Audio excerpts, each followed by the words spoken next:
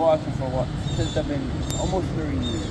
Okay, 30 years. I came here for a reason because I was in Newburyport, lost everything. For me and my brother had a company. Okay. We lost everything, and I got a DWI. Lost my license. My brother owed all kinds of money, and it's pretty hard to ride a 10-speed up Newburyport. So I figured. And then I went to prison because I got in trouble. So I told the judge, I said, listen, I'm not coming back and forth. I'm guilty. I don't know fucking lawyer. I don't know anything. And I said, I don't want to waste your time and don't waste my time. Do you know what I mean? Yes. I don't want to waste my time or yours. I was trying to be real respectful. Gave me 6 months, and I said, hallelujah, praise God. So I had 6 charges, just stupid ones. And before that, I was living in Danvers, Beverly, driving around car. So anyways, I got 6 months. I went to Middleton for a little bit, and then I got on the farm in Lawrence. I went to work, the city hall. You see that building right there? I did that building. So what happened after that? Right now I'm kind of brain damaged. But after that. So you get stuck out here. You're homeless. Yeah, and plus I got a drinking problem too, and that's not helping. You know what I mean? And I've been through a lot of shit in my life, and I lost my girlfriend. I lost a lot of things, and my, I was hurting my family a lot too. They were trying to help me, and I missed, and I didn't want my nieces. That's why I moved out. One reason I moved down here too, because I lost my license. I couldn't get around. I figured I'd come down here and get sober. Yeah. So I went my first halfway house around 95, 96 or 95, I can't remember. And I went to Walden's house. This is the first time I was ever in a program. I knew what AA, I knew all that stuff, but I'd never attended. So I went to the halfway house, and I'll never forget the first day. They were calling supper. I said, should I just leave? And this is when I was working. I didn't get no check or nothing. I'm a carpenter. So I said, fuck it. I went to go eat dinner. So I stayed there for a while. I graduated all a bunch of houses. This is the first time I was ever sober. I had a pretty good job, saved my money, but I cheated. I was, you know what I mean? I was supposed to give half your check. I was only giving a little bit. Okay. You know what I mean? So it's easy to, you know what I mean? It's easy. It's easy for me. You were gaming the system. Yeah. Everybody else is like this. That's how you learn. So anyways, they didn't have sober houses like they do now. So I went to one. They said, no, we don't want you here. They didn't accept me. So I went back to the halfway house, and the lady B was in charge. She called them and said, well, what the fuck, why did you take them? So my time ran out. What did I do after that? And I went to a rooming house, I think. Stayed sober for a little bit. But rooming houses suck. You know what I mean? They just suck. Especially the one I went. And I was working for a tire company. That's what I ended up doing. I quit the job I had and I worked for a tire company. It was all right there, and I was sober. And then I started drinking again. And somebody said something to me, and I said, fuck it, see you later. Yep. Then I ended up in another, they call it MIT. And this guy was, I've become friends with this guy, friends with him, and he got me a job working in Everett, in this big fucking gigantic apartment house these two super millionaires bought. So I worked for them. I make $600 a week and lived there. Okay. You know what I mean? So I did that for about a year. And then, so I was doing that work for labor already, made a killing. I was living in this Bristol Lodge, that's a sober shelter. But when I was living there, you could drink a little bit as long as you came in sober. I had $600 in my pocket every week. Yeah. And then I hung around with this kid named Peter Prince. And I was doing all right. And then I stopped drinking. And you could stay there for 6 months. And I kept on calling this other place, College Ave, Somerville. For 6 months, I called every fucking day, and I stayed sober from all that time.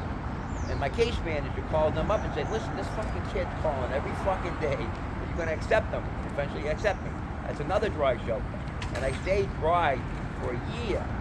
Then I was filling up applications for, Section 8, and Melrose accepted me. So I go down there, but I have a record. And it's like, I'm not child, it's just a stupid record. Yeah. And I said, I heard about freedom fight, and I said, I went back to them, and I said, well, I got accepted. I got rejected. They said, well, we'll fight it for you.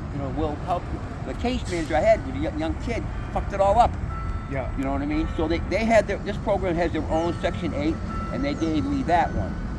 But you only could live in Somerville and Arlington. Oh, it was only Somerville. So eventually I got an apartment. You know what I mean? It's a Chinese guy, and I stayed there that's when I stayed 5 years clean. 5 years clean. So you've been, and then after that, you came back out in the street, and you kind of been because where I lived, the house wasn't soundproof, Yeah. and the kid underneath me was driving me fucking bananas. Yeah. So instead of killing him, he come and knock on my door one time. I said, your radio's still loud. I said, you knock on my fucking door one more time, I'm gonna fucking kill you. You know what I mean? Yeah. I mean, in a nice way. Yeah. And then I was like, I was sober. I was on a lot of medication, and eventually I relapsed, and I didn't get kicked out. I said, and then I'm saying to myself, especially when you're on drugs and blah blah blah, you're not really thinking the right mind.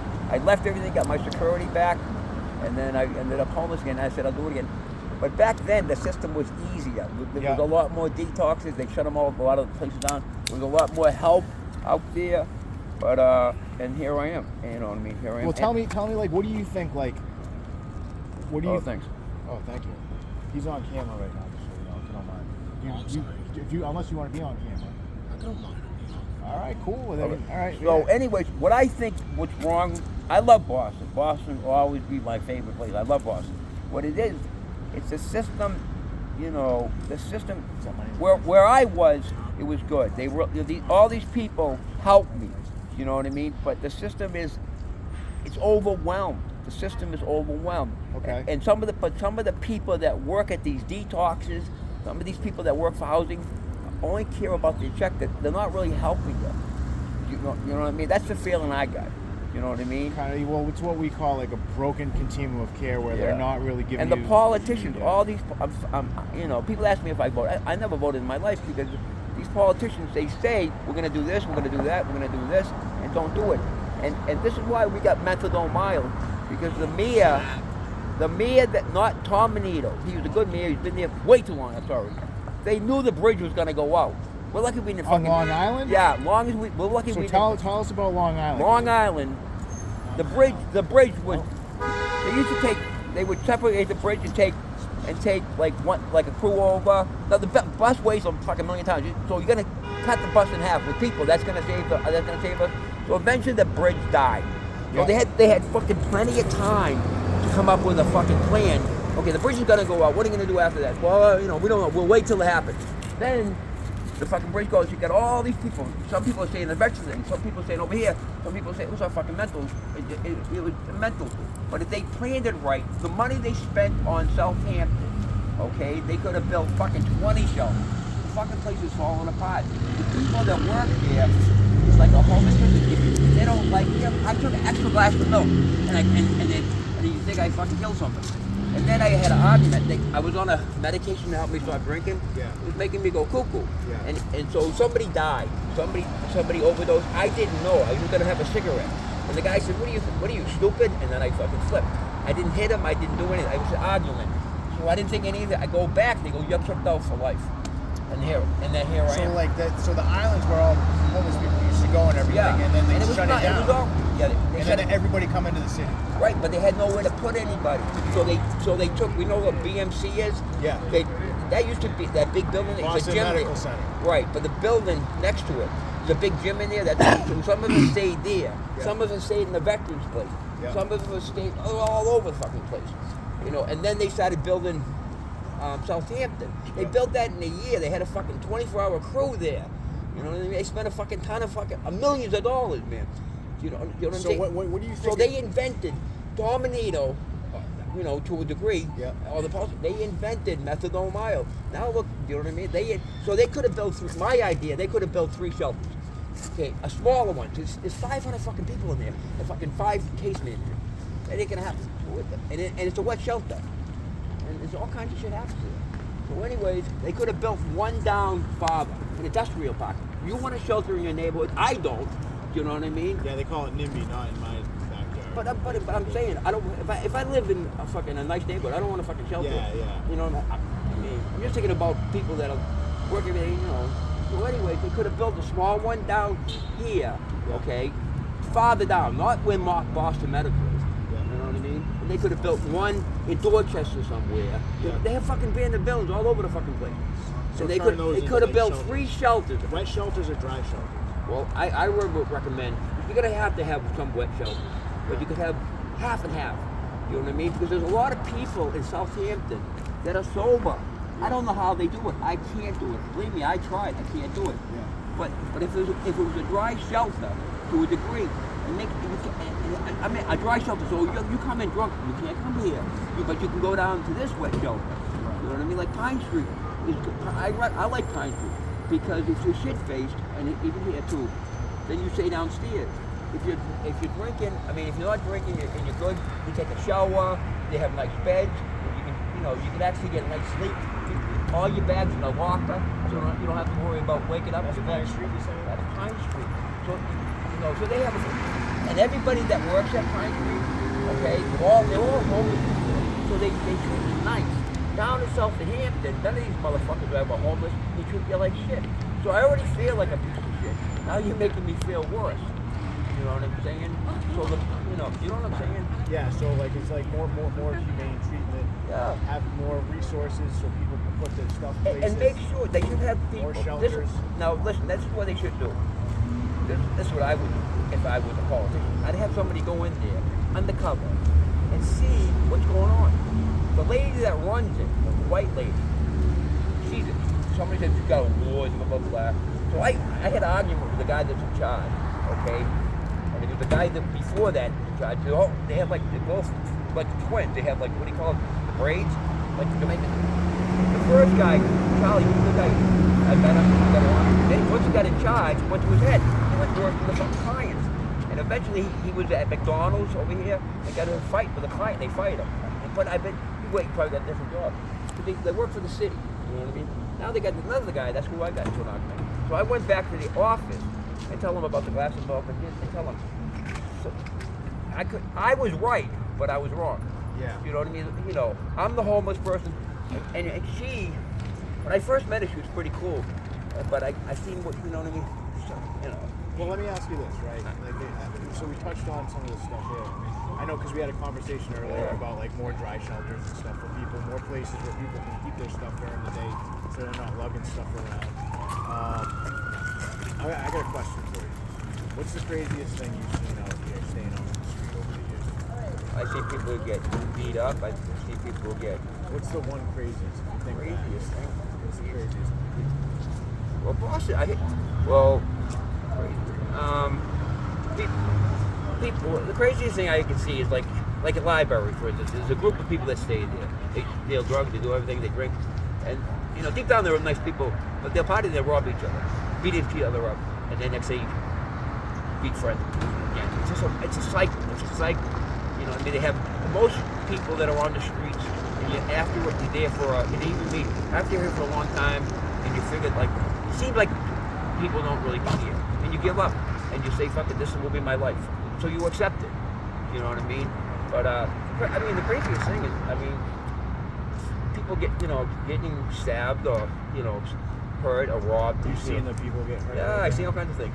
But I you have to mind your own business because like him, what he's saying, you don't know, especially at nighttime. That's methyldomide. You could die down there. Yeah. You know what I mean? Like one time they have a fence right here, and I carried a knife. I never had to use it. That just mentally makes me feel better. So I hid my knife before I went into a thing. So I went back to get it. I looked, there's fucking a million fucking knives all over the place. They were all stashed. You know what I mean? But they cleaned it all up. They took them all away. But the craziest thing I've seen is the people that are working for the system that are supposed to help us. Not all of them. There are some good ones. Like there's good cops, there's bad cops, there's good white people. Do you know what I'm saying? Yeah. But some of the people that work there, let's say at the detox, they have a lot of spin drives. Yeah. Like Boston Medical. Let's explain what a spin dry is. Spin dry is basically you get so sick, blah blah blah. So you need a tune-up.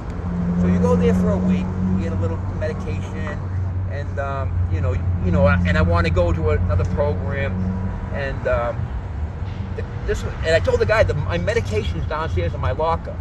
You know what I mean? Or something like that. I can't remember. And he goes, no, I looked, it wasn't there. So my time was up. I go down and there's my medication. Then he goes, and then I says, well, he didn't do anything for me. You know what I mean? Basically, so he's getting a paycheck to do nothing. And so it's a spin dart. So you get out and you go back to being homeless. You have no program to go to. You have no holding to no safety net. Like so it's just you're in, spin dry, and you're back out on the street. And that happens that's what that place is designed for. You know what I mean? A lot of places designed for, like even Davis Detox. I was trying to tell you that.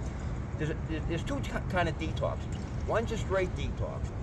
That's where you're not on medication. The only problem you have is your drug problem. That's cool, but you still have mental problems. Yeah. Then you have dual. That's what I go to. Yeah. You know what I mean? So they help you with your medication. They have psychiatrists and stuff like that, and then they help you. You know what I mean? Go to a different program. You know, but you only have a certain amount of time too. You can't stay there for fucking ever unless you want. Unless you tell them like one time I got mad. I was in Bournewoods and I said, I can't remember what I said. I got angry. He goes, let me keep you here longer. You know what I mean?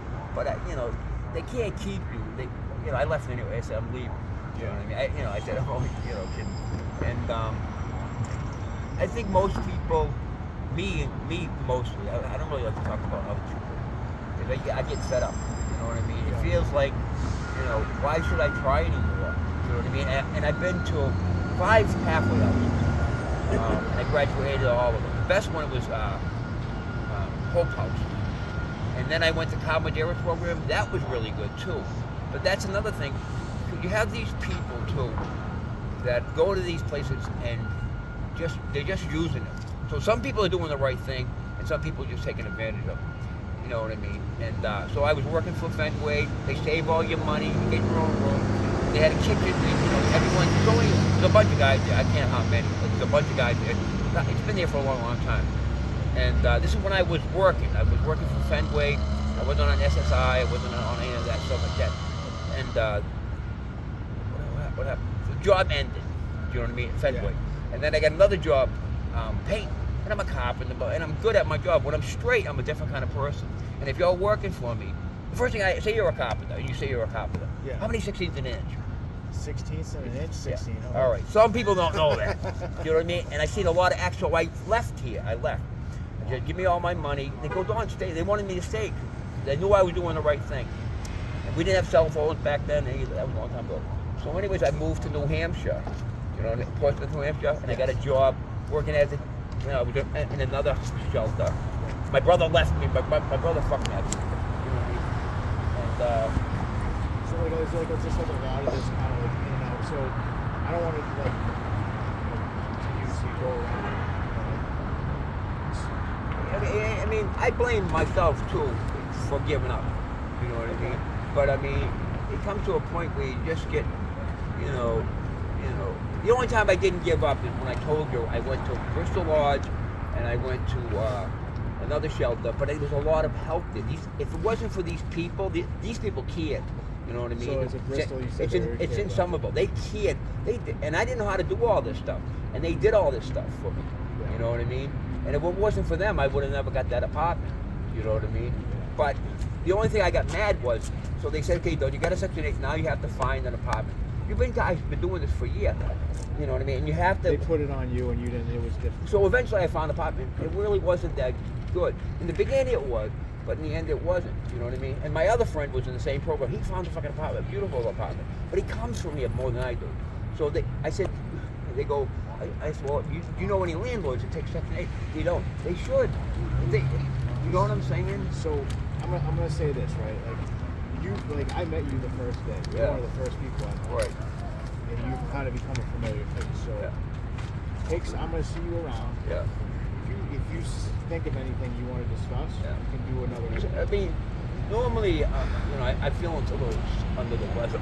So normally I'm better than this. You know what I mean? My brain. I've been drinking most of my life, and I think drinking and my age is really down.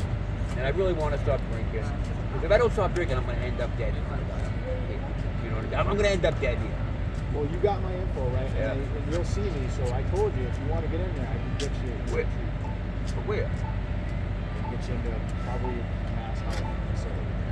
You know that. I don't know you But see what it is right now. I'm pretty sure I got an infection. This is what happened. I have doctors. Mass General. Yeah. So I go last week. I said, listen, I got to get to a detox. First, you got to go to Tewksbury. I said, Tewksbury is a straight detox, so that wouldn't work. And I've been there before. It's awful. Then he said, well, you want to go to Andrew House? I said, sure. So they used to have one in the island, but I don't remember. I didn't remember at the beginning that it came to me. And they have one in Shattuck. I'm saying, okay, this is good. So they come down. They have to get blood pressure, and my temperature was high. You know what I mean? So they had to go to Faulkner Hospital. That's what it takes. So they took me to Faulkner. So I left there at 1 o'clock, Faulkner Hospital. And the nurse had come out, and they gave me an IV and fucking fucked it up. They couldn't give me, I said, give me some water. I'm trying to tell these professional people, you have to give me water because it's hard to get a vein. You know, they wanted to give me IV, and I was dehydrated. And they said I didn't have a temperature. I got the paperwork right here. So anyways, I fell asleep, blah, blah, blah. I was, I'm a good guy. I was, talking to everybody. And I seen every doctor, I seen 2 doctors coming up, and they wanted to tell you their story. After eventually you get tired of fucking telling yourself fucking same So story. you're in the hospital. Right, so I left at 8 o'clock. They shipped me back to Shattuck Hospital. So I said, I was just came to the hospital, I got my work. And they never told me that I was sick. I said, is anything wrong with me? Because I'm still drunk. So you couldn't get in there because you were sick. And they said, come back tomorrow at 8 o'clock. So, but I'm sick, you know what I mean? So they never told me. They said it was fine. A couple days later, I read the fucking medical thing, and I have some infection in my lungs. I'm supposed to be on medication, but it said medication is at Mass General, so I go to Mass General and get it. It's not there. They cancel it. So I'll tell you this, right? You'll see me around. Yeah. I can get you in the diagnosis for you if you want. Get you the idea. Okay. I can take care of that. All right. If you want. I you know want. what I mean? But you gotta. I don't know if they're gonna take me if I'm sick. Well, so Okay. take care of it. Go to the hospital. All right. Take care of that. All right. How to get there. All right. And we'll figure that out. But hey, listen, give me a hug, man. I knew it. Because you're too fucking nice, All right, we're out.